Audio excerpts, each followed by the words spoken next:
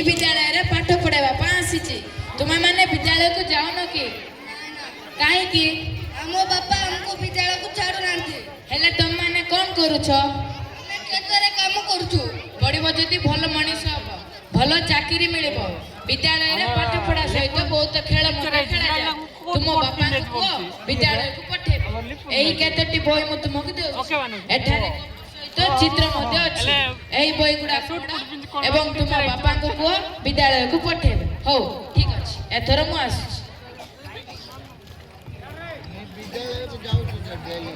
काय नाम चाहिए था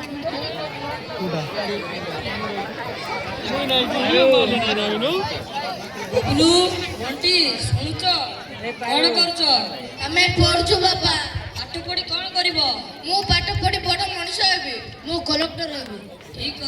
अछि पाठ पढी बड़ मनुष्य हबो तू कलेक्टर हबो हेले खेतरे के काम करबो आपण अछत ना बापा उठो उठो पाठ ना किछ ना उठो पाठ पढ़बो ना रे हमें पढिनु बापा हमें विद्यालय को जीवो पाठ ना किछ ना खेतरे पानी दियो तो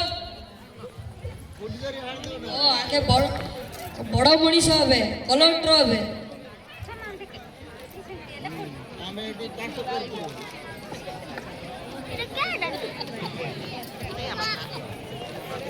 लगा डीजे चिट्टी चिट्टी चिट्टी चिट्टी चिट्टी चिट्टी चिट्टी चिट्टी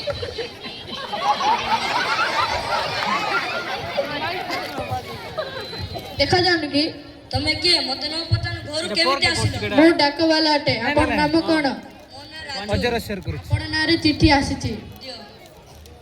आपण बदमाश टंदी मु आपण चिट्ठी देबिनी डाको बाबू मते क्षमा करो ए चिट्ठी दियो ओ ठीक अछि नियो मो नाही किसरा ए भाई सुनो एठारे दस्तखत स्टार्ट टिप मारनी दस्तखत स्टार्ट मारनी क्या दस्तखत रिकॉर्ड स्टार्ट नंबर 2 चिट्ठी टाइप करे वाला में की को डाको बाबू रुओ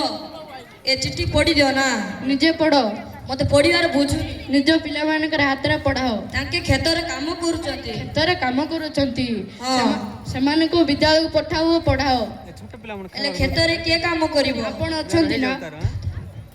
डाको बाबू ए चिट्ठी पढी दियो ना मते आउरी मध्ये चिट्ठी दबार अछि